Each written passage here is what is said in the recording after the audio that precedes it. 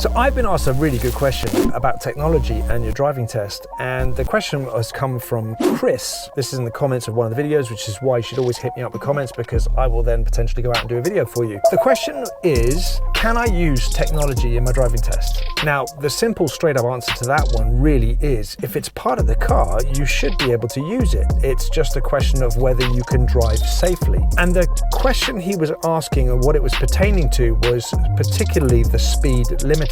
If we think about technology in cars have evolved massively over the last sort of 15 to 20 years. So going from an analog handbrake to an electronic handbrake to having hill start assists built into your car. If you did a test years and years ago, you didn't have any of these features, in which case it was just up to you to control the vehicle. Now, with the advent of the electronic handbrake, one of the show me tell me questions that was on the driving test initially has been eliminated, because how would you test that your handbrake was working properly is no longer valid, considering a lot of vehicles now have the electronic handbrake. So the test evolves and changes over time depending on the technology that's available. The three features that you could possibly use in your driving test that maybe you're being taught to use or maybe not are the lane assist, which was one question that Chris asked. In my car, there's a button which you press here and that will activate my lane assist on the vehicle. And it means ultimately if I leave my lane, the tracking system on my car will alert me that I'm leaving my lane and vibrate my steering wheel. What I would say with the lane assist is if you're drifting out of your lane, it may be too late by the time the system warns you. The system is built in as a safety feature to prevent you from accidentally changing lanes. But if you're already in the process of doing that and have affected another vehicle, well then it's too late, whether the system works for you or not.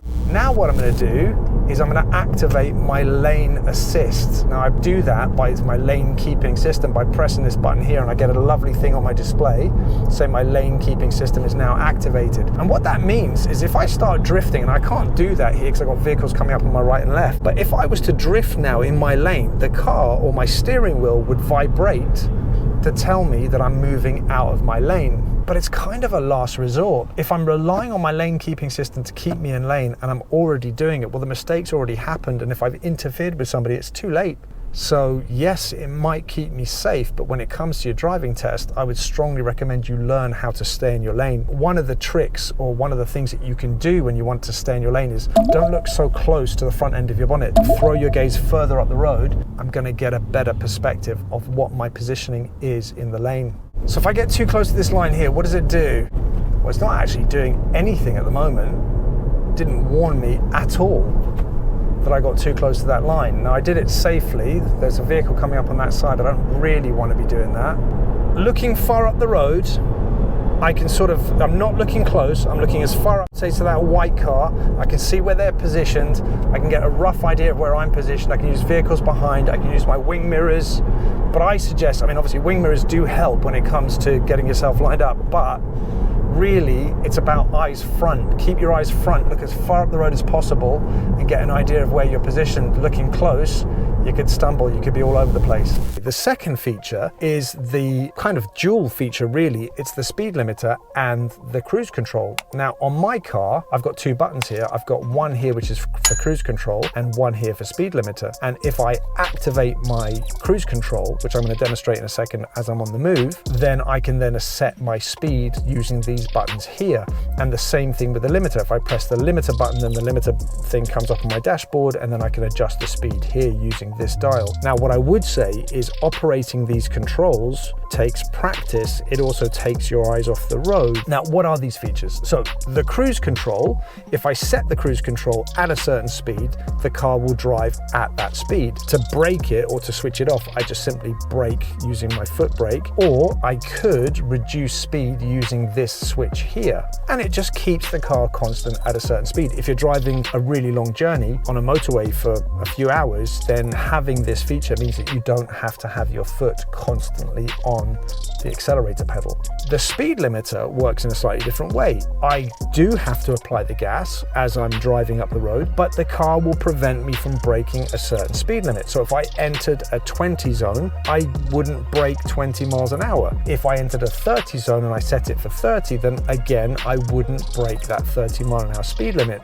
But the problem is, if you keep fluctuating speed limits, not only are your your eyes going to be off the road every time you're changing the system here. But surely the amount of time that it takes you to then readjust these things on here, if you just glanced at your speed, would that not in itself be more efficient? If you're somebody that's got a very heavy gas pedal or gas foot, then maybe that's something that you need to go away and work on, and speed is definitely something that you do need to monitor. Can I set it and forget?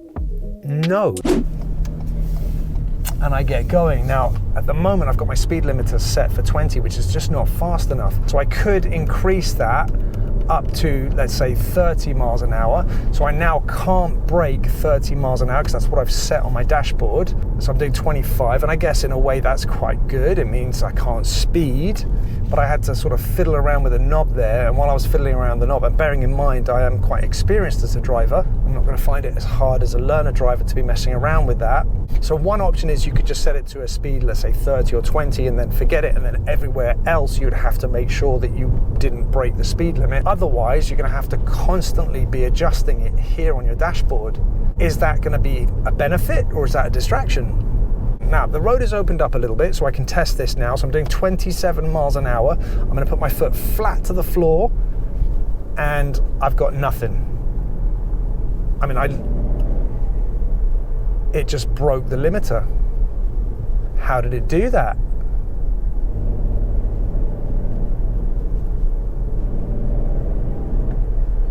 So, it's not foolproof, not in my car.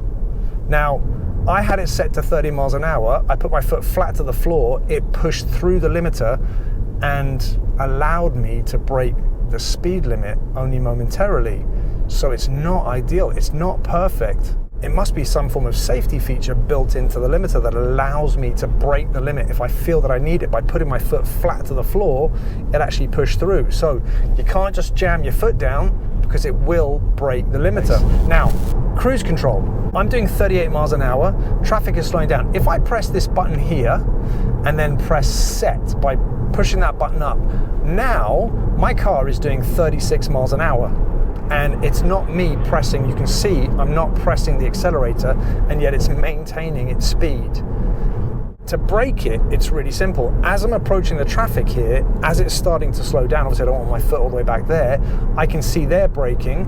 If I gently squeeze the brake, that switches the cruise control off, and it means I'm now back in control of the speed of the vehicle. Now, this feature is something that you could possibly use if I was doing lots of dual carriageway or motorway. But in reality, for your driving test, how much dual carriageway motorway driving are you actually going to be doing? Is it a feature that you need to be using in your driving test? Not 100% sure, but it is part of the car, and if you wanted to use it, you could. Now, what I can do is I can use my cruise control to increase and decrease the speed. So if I get up to, let's say, I'm now in 4th gear, and I press, so that's already pressed, so I'm going to press it again, so that's now my cruise control, and now I flick this up, it now sets it to 38 miles an hour. I can increase the speed by bringing the number up to 40, 41, 42, 43, and now I'm able to travel a little bit faster just by operating this button here. So again, increasing the speed. Now I am in gear 4 here, so I'm going to go to gear 5. Does going to gear 5 break the cruise control?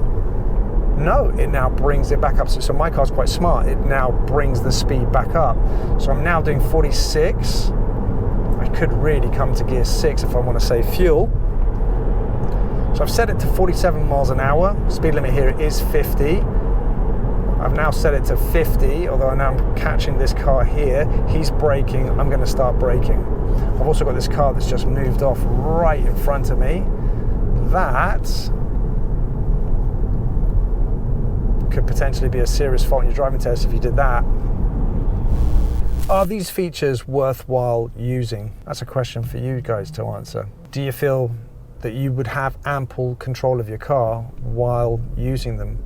Because that's really what you must have. If you have good control of your vehicle, then you can use anything that's in the car. It's not a problem.